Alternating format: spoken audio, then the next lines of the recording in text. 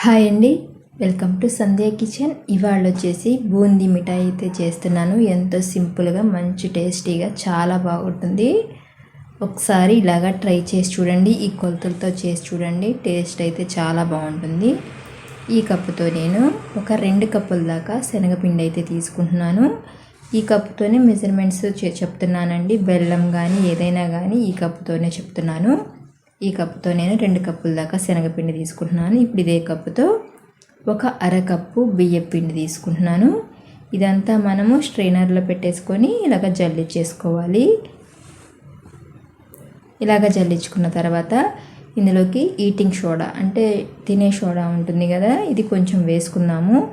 కొంచెం సాల్ట్ వేసుకున్నాము. Eating soda ఎందుకు వేస్తున్నానంటే బూందీ అనేది బాగా పొంగుతాయి. ఈటింగ్ సోడా వేయలేదంటే అంతగా పొంగవు. ఇలాగా ఈటింగ్ సోడా వేసుకోవటం వల్ల బూందీ అనేది బాగా పొంగుతాయి.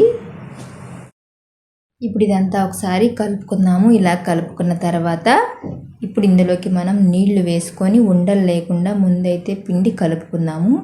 ఇలాగ కలుపుకున్న తర్వాత మనకి పిండి ఎంత లూజ్గా ఉండాలంటే తర్వాత నీళ్లు వేసుకొని కలుపుకోవాలి. ముందైతే ఈ విధంగా ఉండలు లేకుండా కలుపుకున్న తర్వాత ఆ తర్వాత నీళ్లు వేసుకొని పిండి అనేది లూజ్గా కలుపుకోవాలి. ఇదిగోనండి, ఈ విధంగా కలుపుకొని ఒక 5 నిమిషాలు పక్కన పెట్టేసుకోవాలి. మరి పల్చగా ఉండకూడదు, మరి తిక్కగా ఉండకూడదు. ఈ విధంగా ఉంటే సరిపోతుంది. బూందీ వేసుకోవడానికి బాగుంటుంది. ఇప్పుడు గ్యాస్ ఆన్ చేసుకొని కడాయి పెట్టుకొని ఇందులోకి ఆయిల్ వేసుకున్నాము. ఆయిల్ బాగా వేడైన తర్వాత బూందీ గెరట తీసుకుంటున్నాను. ఇలాగ బూందీ గెరట తీసుకున్నామంటే బూందీ అనేది బాగా వస్తాయి. ఇప్పుడు ఆయిల్ కాగిందో లేదో చూద్దాము. కొంచెం పిండి వేసి ఆయిల్ అనేది కాగింది కదా, ఇప్పుడు ఇందులోకి బూందీ వేసుకుందాము. ఇలాగా ఒక బూందీ గెరట తీసుకొని పిండి అనేది ఒక గెరటడి పిండి వేసుకొని ఇలాగే కొంచెం సేపు అలాగే ఉంచాలి. మనం గెరట అటు ఇటు కదిపినా కూడా మనకి బూందీకి తోకల్లాగా వస్తాయి. అలా రాకుండా ఉండాలంటే బూందీ మొత్తం పిండి మొత్తం పడేలాగా ఇందులోకి చూసుకోవాలి. తీసి ఇప్పుడు ఆ బూందీ గెరట కూడా మళ్ళీ కడిగేసుకోవాలి. కడిగేసుకొని బూందీ వేసుకున్నామంటే అప్పుడు మనకి చక్కగా రౌండ్గా బూందీ అనేది బాగా వస్తుంది. ఇది హైలో పెట్టే వేయించుకోవాలి. ఇప్పుడు ఈ బూందీ అనేది మనకి బూందీ వేగింది అని తెలియాలంటే ఇలాగా మంచి కలర్ వస్తుందండి. అప్పుడు బూందీ తీసి పక్కన పెట్టేసుకోవాలి. ఇప్పుడు బూందీ గెరట కడిగేసుకొని మళ్ళీ ఇలాగ బూందీ వేసుకున్నామంటే బూందీ అనేది రౌండ్గా చక్కగా బాగా వస్తుంది. హైలో పెట్టే చేసుకోవాలి. అప్పుడే ఆయిల్ అనేది బాగా కాగుతుంది, బూందీ కూడా బాగా వేగుతాయి. ఒక గెరటెడు పిండి వేసుకుంటే సరిపోతుంది, ఎక్కువ వేసుకోవాల్సిన అవసరం లేదు. ఇదిగోనండి, ఈ విధంగా వచ్చాయి కదా. ఇప్పుడు ఇవి పక్కన పెట్టేసుకొని ఇవి కూడా మొత్తం అంతా ఇలాగే చేసుకుందాము. ఇదిగోనండి, బూందీ అనేది చూసారు కదా ఎంత చక్కగా రౌండ్గా బాగా వచ్చాయో. ఇలాగా పక్కన పెట్టేసుకుందాము. ఇప్పుడు ఒక కడాయి తీసుకుందాము. నేను ఏ కప్పుతో శనగపిండి తీసుకున్నానో అదే కప్పుతో 2 కప్పుల దాకా బెల్లం అయితే తీసుకుంటున్నాను. స్వీట్ అయితే కరెక్ట్గా సరిపోతుంది. 2 కప్పుల శనగపిండికి అరకప్పు బియ్యం పిండి తీసుకున్నాను. 2 కప్పుల బెల్లం అయితే తీసుకుంటున్నాను. ఇప్పుడు ఇందులోకి కొంచెం నీళ్లు వేసుకొని గ్యాస్ మీద పెట్టేసుకుందాం. ఎక్కువ నీళ్లు వేసుకున్నామంటే ఎక్కువ టైం పడుతుంది. అలా కాకుండా కొంచెం నీళ్లు వేసుకున్నామంటే తక్కువ టైం బట్టి త్వరగా పాకం కూడా వస్తుంది. ఇప్పుడు ఈ బెల్లం అంతా కరిగించుకోవాలి. అయితే ఫ్రెండ్స్, నేను చేసే వీడియోస్ కనుక మీకు నచ్చినట్టయితే లైక్ చేయండి, సబ్స్క్రైబ్ చేయండి ఫ్రెండ్స్. ఇప్పుడు ఇదంతా హైలో పెట్టుకొని పాకం వచ్చేలాగా చూసుకోవాలి. కలుపుకుంటూ ఉండాలి మధ్య మధ్యలో. ఇప్పుడు పాకం వచ్చిందో లేదో చూద్దాము. లేత తీగ పాకం కాదు, ముదురు పాకం రావాలి. మనకి ప్లేట్లో వేస్తే చెక్క సౌండ్ వస్తుంది కదా, అలాగ రావాలి.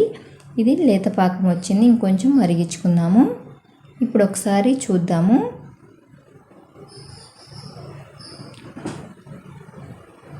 కాస్త వేడి ఆరాలి. వేడి ఆరిన తర్వాత మనకి ప్లేట్లో వేసినప్పుడు టక్కుమని సౌండ్ వస్తుంది. అప్పుడు మనకి బాగా పాకం వచ్చినట్టు. ఇదిగోనండి, పాకం అయితే వచ్చింది కదా, ఇలా తుంచితే తునిగిపోవాలి. ఇప్పుడు ఇందులోకి మనం బూందీ వేసుకుందాము.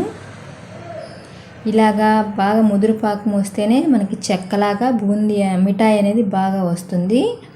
లేత పాకం వచ్చిందంటే మెత్తగా ఉంటుంది, తీగలాగా సాగుతూ ఉంటుంది మనకి మిఠాయి. పాకం అనేది ముదురు పాకం పట్టుకోవాలి. ఇదంతా కలుపుకుందాము. బాగా పట్టుకొని బాగా కలిపేసుకోవాలి.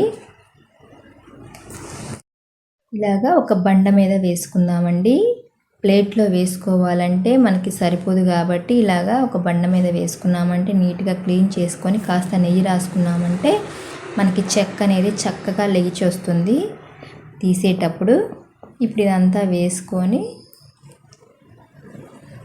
చపాతీ కర్ర ఉంటుంది కదా, దీనికి నెయ్యి రాసుకొని చక్కగా ఇలాగ చేసుకున్నామంటే చక్కగా చెక్కలాగా బాగా వస్తుంది. సైడ్లు కూడా అడ్జస్ట్ చేసుకుంటా ఇట్లా చేసుకోవాలి. చపాతీ కర్రతో ఇట్లాగా స్లోగా ఇలా కొట్టాలండి పైన. అప్పుడే మనకి గట్టి పడుతుంది చెక్క, అటు ఇటు కదలకుండా ఉంటుంది. ఈ విధంగా కొట్టాలి. అప్పుడే మనకి చెక్క అనేది గట్టిపడుతుంది. 1 గంట తర్వాత ఒకసారి అయితే చూడండి. ముందైతే చాకుతో కొంచెం ఘాట్లు పెట్టుకోవాలి వేడి మీద ఉన్నప్పుడే. అప్పుడే మనకి ఏ షేప్లో కావాలంటే ఆ షేప్లో తునిగిపోతుంది. ఇప్పుడు 1 గంట తర్వాత అయితే చూపిస్తున్నాను. చూసారా కదా, నెయ్యి రాయటం వల్ల చెక్క కూడా ఈజీగా వస్తుంది.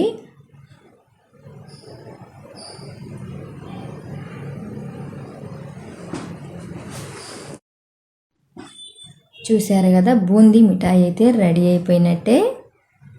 ఈజీగా వస్తుందండి. టేస్ట్ అయితే చాలా బాగుంటుంది. మంచి కలర్ఫుల్గా టేస్టీగా పిల్లలు కూడా ఇష్టంగా తింటారు, అంత బాగుంటుంది. ఇలాగైతే ఒకసారి ట్రై చేసి చూడండి.